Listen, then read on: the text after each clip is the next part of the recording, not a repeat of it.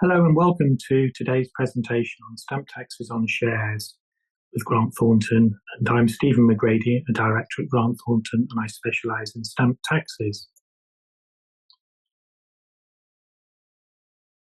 So today we're going to talk about stamp duty and stamp duty reserve tax on shares.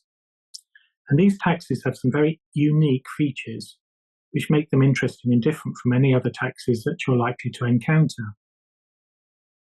They are taxes which are focused upon actions, transactions and change, the transfer of legal ownership and transfer of economic entitlement.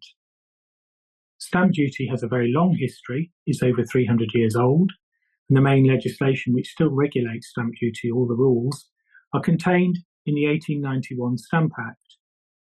And because of the fact it's such an old tax, it's struggling to adapt to the modern age. Stamp duty reserve tax is a more recent tax, being introduced in 1986 to cover for what HMRC saw as some shortcomings in relation to the ability of stamp duty to collect revenue.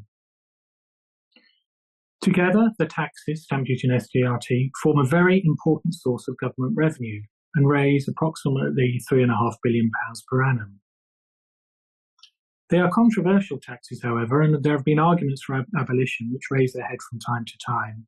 And those arguments for abolition revolve around ideas like market efficiency, the liquidity of dealing in shares, the competitiveness or the relative competitiveness of UK stock markets, the UK and Ireland being alone in Europe in terms of having stamp duty and SDRT on shares. And finally, arguments around stimulating investment